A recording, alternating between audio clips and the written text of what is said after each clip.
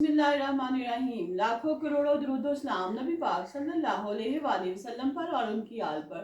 मैं हूँ कलसूम हाशमी और आप हैं मेरी यूट्यूब फैमिली का हिस्सा। अल्लाह से दुआ है कि आप जहाँ कहीं भी हो खैर खैरियत से हो। अगर अभी तक आपने मेरे चैनल को सब्सक्राइब नहीं किया, चैनल को सब्सक्राइब करें, लाइक करें, कमेंट्स करें और बेल आइकन के बटन को जरूर प्रेस करें ताकि मेरी आने वाली हर नई वीडियो आप तक पहुंच सके। आर्मी ऑफिसर की बीवी को टुकड़े टुकड़े किया गया, फिर इन टुकड़ों को प्रेशर कुकर में खूब पकाया गया। फिर कातिल ने अपना काम पूरी तसल्ली से किया। पुलिस जब पकड़ती है तो एक टुकड़ा भी नहीं मिलता है, क्योंकि जब कातिल को पकड़ते हैं तो देर बहुत हो चुकी होती है। कातिल सब टुकड़ों को क्या करता है, पका के प्रेशर कुकर में किन किन को खिला देता है। आखिरकार जो है कातिल की बीवी से रंजिश क्या थी, क्या खामद की रंजिश की वजह से बीवी को कत्ल किया गया कि और लाश के टुकड़ों को जब बहुत पका लिया गया तो क्या क्लू मिला आखिर में कि जो कातिल है जो पकड़ा गया है। इसके बारे में अपने इस व्लॉग में मैं आपके साथ डिटेल के साथ शेयर करूंगी, लिहाजा शुरू से एंड तक आपने इस व्लॉग में मेरे साथ रहना है। नाज़रीन, इंडिया का वाकया है, हैदराबाद का।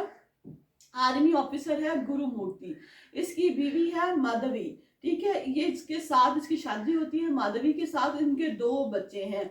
जवानी ही में जो गुरुमूर्ति है इसने आर्मी ऑफिसर की सीट से रिजाइन कर दिया। इसको रिजाइन एक्सेप्ट हो गया। फिर इसने एक बहुत ही हसास जो ब्रांच है उसमें चीफ सेक्रेटरी की सीट है, इसको मिल गई। DRDO, defence research development organisation जो नाम है, इसमें इसको चीफ सेक्रेटरी जो है ऑफिसर तैनात कर दिया गया।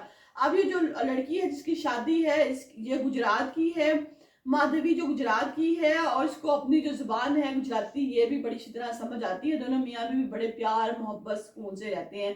फिर क्या है कि 16 जनवरी को जो है माधवी इसके जो माँ बाप हैं इसको फोन करते हैं तो ये कॉल रिसीव नहीं करती। इसका जो नंबर है वो बंद जा रहा होता है। वो बड़े परेशान होते हैं, दिन में 2-3 दफा कॉल करते हैं लेकिन कॉल रिसीव नहीं होती, नंबर बंद होता है। तो अगले दिन ये इसके जो मियाँ है गुरुमूर्ति को फोन करके कहते हैं कि हमारी माधवी से बात करवा दो। कल हमने सारा दिन माधवी को कॉल की लेकिन उसका नंबर बंद जा रहा था। तो गुरु ने कहा कि माधवी घर पर नहीं है। उन्होंने कहा तो माधवी कहाँ गई? उन्होंने कहा कि मेरा उससे झगड़ा हो गया था तो वो घर छोड़कर चली गई है। माँ बाप ने पूछा माधवी के कि बच्चे कहाँ? उसने कहा बच्चे मेरे पास ही हैं लेकिन माधवी जो है घर छोड़कर चली गई है।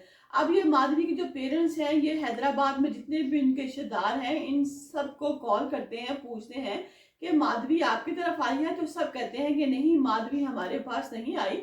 वालिदैन बहुत परेशान होते हैं। वो 18 तारीख को ही पूरी जो फैमिली है वो इधर आ जाती है, इंडिया हैदराबाद में आ जाती है और आके गुरुमूर्ति से पूछती है कि माधवी का कुछ पता चला? वो कहता है कि नहीं। उन्होंने कहा हमने भी अपने तमाम रिश्तेदारों से पूछ लिया है लेकिन जो है जो माधवी है ये कहीं पर भी नहीं मिली। फिर ये तमाम लोग मिलकर पुलिस स्टेशन जाते हैं, पुलिस को बताते हैं कि जो माधवी है वो घर से चली गई थी 2 दिन पहले, लेकिन अभी हम सब उसको कॉल कर रहे हैं, उसका नंबर भी बंद जा रहा है और वो किसी रिश्तेदार के घर पे भी नहीं है। पुलिस जो है वो पर्चा काट लेती है क्योंकि ये जो आदमी है खुद भी आर्मी ऑफिसर रह चुका है और अब ये एक बहुत बड़े हसास ब्रांच DRDO में जॉब कर रहा है। लिहाजा पुलिस वाले फौरन से पहले इसका पर्चा काटते हैं और औरत को ढूंढने की कोशिश करते हैं। वो बहुत कोशिश करते हैं तो औरत नहीं मिलती और माधवी नहीं मिलती। तो फिर वो उसके हस्बैंड से रब्ता करते हैं, डरते भी हैं, पूछते हैं कि आप हमें को क्लू दें जिसके मुताबिक जो है माधवी हमें मिल जाए, क्योंकि माधवी हमें कहीं पर भी नहीं मिल रही। हमें तमाम मुर्दा खाने, तमाम हॉस्पिटल, हर जगह ढूंढा है लेकिन माधवी हमें कहीं नहीं मिल रही। आप हमें कोई मोबाइल दिखाएं इसका, हम देखें कि लास्ट टाइम उसने कॉल किसको की थी, लास्ट लोकेशन क्या थी, क्योंकि माधवी का कहीं पर भी पता नहीं चल रहा। पुलिस जब बहुत इन्वेस्टिगेशन करती है और ये जो गुरुमूर्ति है ये किसी किस्म का भी क्लू उनको नहीं देता। हर बात पे कहता है कि बीवी मेरी गुम हो गई है, मैं परेशान हूँ, तुम लोग बार बार मुझसे क्लू मांग रहे हो बजाय ढूंढने को। फिर पुलिस क्या करती है, इस गुरुमूर्ति को आंखें दिखाती है, कहती है कि यहाँ बैठ जाओ।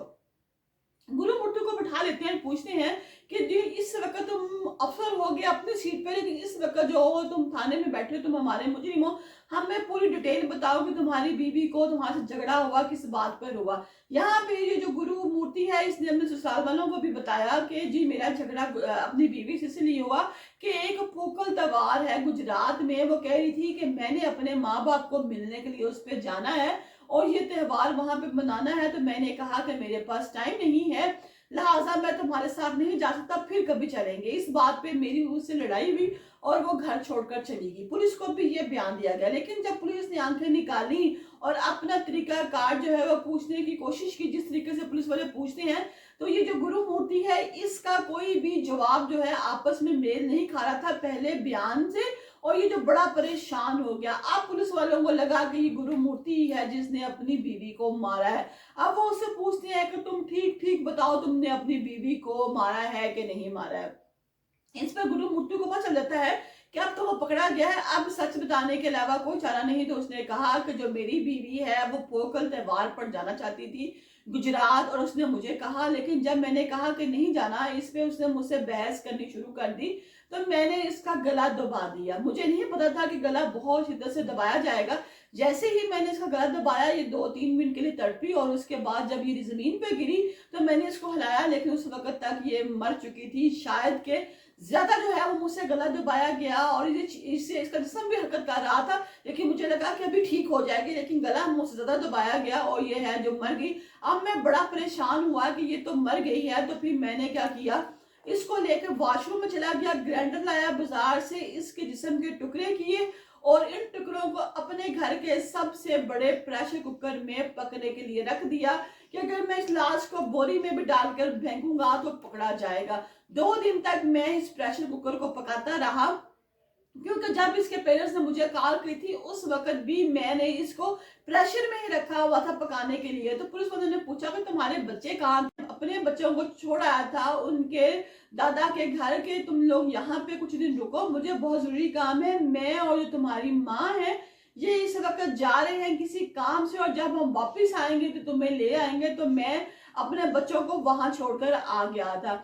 जब मैंने अपनी बीवी को बहुत ज्यादा पका लिया, उसके बाद मैंने बाजार से शॉपर लिए और हर रोज जो है शॉपरों में ये जो गोश्त है ये डाल डाल कर दरिया में फेंकता रहा, ताकि ये इतना को गल जाए, इतना को नरम हो जाए कि वहां पर जो मछलियां हैं बाकी चीजें हैं वो इनको खा ले। उसके बाद जब इसके पेरेंट्स ने कॉल की तब तक मैं फारिग हो चुका था तमाम कार्रवाई करके।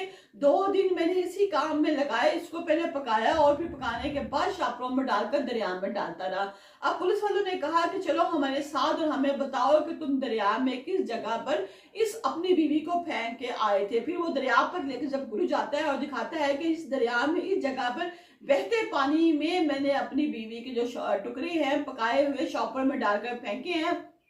पुलिस वहां आसपास बहुत सुराग लगाने की कोशिश करती है, लेकिन कोई भी जो चीज है वहां पर नहीं मिलती, कोई भी ऐसा क्लू नहीं मिलता। सिर्फ और सिर्फ ये है कि उस वक्त गुरु मूर्ति जो है अपनी बीवी के जुर्म का एतराफ कर चुका होता है कि उसने अपनी बीवी को मौत के घाट उतारा है। फिर जो अदालत है वो ये फैसला करती है कि गुरु मूर्ति को उम्र कैद की सजा दे दी जाए और सख्त से सख्त सजा इसको दी जाए, ताकि कोई भी बंदा आगे से हैवान बनने की कोशिश ना करे। क्योंकि घरों में छोटी छोटी बातें तो अक्सर होती रहती हैं, लेकिन अपने गुस्से को काबू में रखना चाहिए और कभी भी दरिंदगी की इस हद तक नहीं जाना चाहिए। नाज़रीन, आप लोग सोचते होंगे कि बहुत से क्रिमिनल जो लोग हैं वो दुनिया में है, हर रोज कोई ना कोई वाकया रिपोर्ट होता है, लेकिन दुनिया में पता नहीं कैसा आलम आ गया है कि अब रोज कोई ना कोई अनोखी किस्म की वारदात होती है कि इंसान ही अपनों को पका कर प्रेशर कुकरों में और हांडियों में, उनको दरियाओं में और कभी जानवरों के आगे फेंक आते हैं। लिहाजा अपने गुस्से को काबू में रखना चाहिए।